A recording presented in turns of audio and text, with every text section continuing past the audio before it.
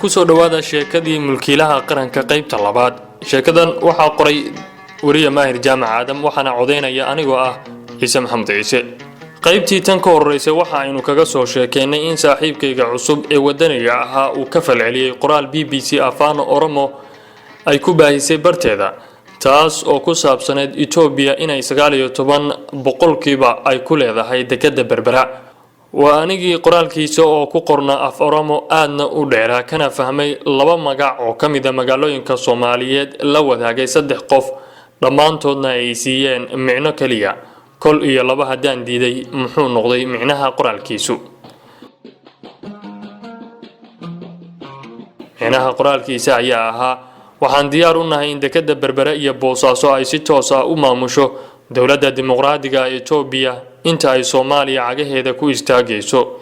Itoobiya ma ahan xilligii Tigreega ay maamulayeen ee Soomaalidu ha fahmaan in Oromo ay yihiin dadka u soo dhicin kara xaqiiqo maqnaa.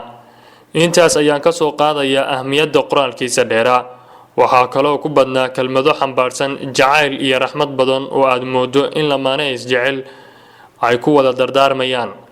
markii ay 3 ruux halkaas micno ee isku midka ah iigu sheegeen qoraalkiisa ayaan ugu dambeyn isagana la wadaagay qoraalkii. waxaan su'aalay qadiyadan sababta uu ku doortay isagoo oo ku talinayo in qowmiyad iyo hantideedii loo hibeeyo qowmiyado kale. waxaan u raaciyay kelmad ahayd marxalad noocee ah baad ku jirtay marka aad bixinaysay faaladan uu diidayo damiir walba oo Soomaaliyeed xitaa haddii uu waalan yahay ruuxu. wuxuu iigu jawaabay inaan ka dhashay aniga mid ka mid ah beelaha xaaraanta ku haysta dal deegaan iyo dad aysan lahayn oo dowladnimada diidan. wuxuu galay weerar aflagaado iyo u badan habaar, laakiin isaga duco iyo wanaag ay la tahay markaas. waan yara cadhooday aniguna waxaan ku iri aniga qolo aanan ahayn baad igu sheegtay ee bal aan hubiyo inay beeshaadu xalal ku nool tahay bal ii sheeg. wuxuu iigu yiri anigu qabiil miihi ee qaran baan ahay. waxaan iri nin aan ku abtirsan 5 qabiil Soomaaliyeed ama 4.5 waxa loogu yeero ma noqon karo qaran Soomaaliyeed. laakiin jawaabtiisu waxay noqotay intaba ma ihi.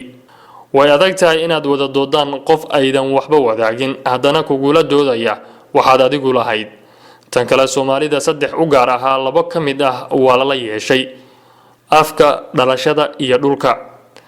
arinta dhulka waxaa lagu awood sheegtay nidaam dawli ah, laakiin afka iyo dhalashada waa kuwa ugu sahlan ee gudaha loogu soo galay. waana labada sahlaya in dhexdeena la dhigo doodo iyo khilaafaad mararka qaar aynan fahamsanayn ama inoo rara jiho kale oo aynu ku kala lunno. ha yeeshee tan ugu xiisaha badan ayaa ah in ninkan uu iga sheekeeyay dhul iyo beero uu aabihiis ku lahaa gobolka Shabeellaha Hoose, isaguna haatan yahay shaqaale mid ka mid ah safaaradaha dalka Soomaaliya uu ku leeyahay dalalka dariska ah. labadaasba waa xaqiiqo. haddaba ma ajnabi buu noqon karaa ruuxaasi? kuma xidhna jawaabta lahaanshaha dhul iyo ka mid noqoshada shaqaale dawli ah ee ahmiyadu waa u dhalashada dal ama qowmiyad.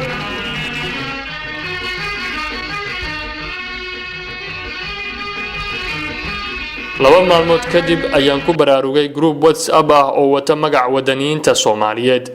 waxaan maalin dhan aqrinayay fariimaha soo dhacaya. dhammaan waxa ay ku qoran yihiin af Soomaali fasiix ah, laakiin codadka waxaad moodaysaa in badi dad af Soomaaliga ku culus yahay ay soo duubayaan. ma jiro mowduuc gaar ah oo laga hadlayo, haddana mararka qaar kelmado xabashi ah oo tuurtuur ah ayaa soo dhacaya. ninkii wadaniga ahaa ee saaxiibkay ahaa ayaa soo dhigay khabiirka Maahir ah soo dhaweeya. sida rag i wada sugayay ayay mar qudha dhaheen soo dhawo ugaas. anna waan dhowahay saaxiibayaal.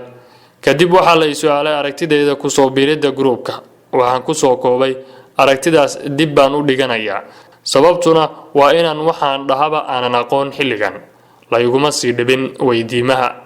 laakiin waxaan ogaaday 2 arrimood oo muhiim ah. tan hore in wadanigan uusan ahayn nin keligii socda ee uu leeyahay saldhig dambe oo ay koox adag u fadhido. tan labaad in qudhiisu xilligaas ku sugnaa Diridhawe sababta uu rabaha u jooge.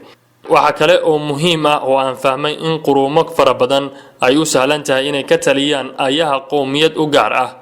haddaba halkaas waxaa nagu dhex mari doona sheekooyin mid walba wacyi gaar ah sidata. rag badan oo ka mid ah groupka waxay joogaan Muqdisho ama koonfurta iyo bartamaha Soomaaliya, qaar waxay joogaan Somaliland iyo Puntland, qaar dibadda fog, qaar kalena Ethiopia. waayo waxaan ka tusaale qaadanayaa nambarada ama telefoonada ay u isticmaalayaan groupka. rag yar oo ka cadhaysan ku soo biiritaanka ee groupka ayaa maalmo isxigxigay isaga baxay meesha. waxaan idhi sidee ku dhacday in ka badan 200 oo qof oo wadaniyiin Soomaaliyeed ah midna aanan xitaa magaciisa horay meel ugu arag.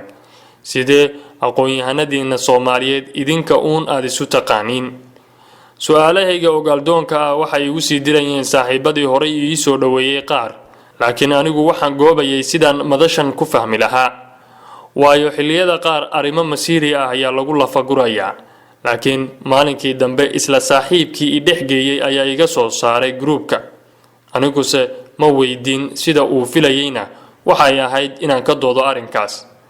isagii ayaa si toos ah ila soo xidhiidhay.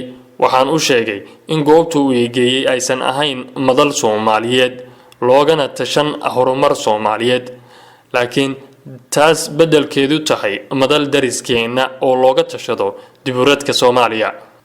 isaguna uu yahay mid ka mid ah jilayaashana afyaqaan ee maalinba noo horkaca cayda iyo dulmiga madaxda iyo amaanta madax kale asagoo danaha qowmiyadiisa fulinaya. aad buu u qoslay. wuxuu kitaab dhaar ah ku maray inuu yahay muwaadin Soomaali dhalad ah, jecel yahayna horumarka dalkiisa. waxaan u sheegay inuu noqon karo muwaadin Soomaaliyeed, laakiin dhalashadu noqon karto qowmiyad kale. taana wuu igu diiday. laakiin qodobkaas muhiim ma ahan ee ujeedadu waa inaan fahmo waxa ay yihiin dhowrka boqol ee ruux ee ku wada jira qolka magaca wadaniyada la siiyay. waxaan u soo dhigay codsi yar oo markaan u soo bandhigay uu aad ula cajabay, marna aad uu uga warwareegay, laakiin uu ku qasbanaaday fulintiisa. qaybta saddexaad waxa aynu kaga jawaabi doonaa su'aalaha muxuu ahaa codsigaasi, dadkaas badan maxay ahaayeen, ma jiraan dad nala qabta danaheena, waa maxay ujeedadoodu. la soco qaybta saddexaad.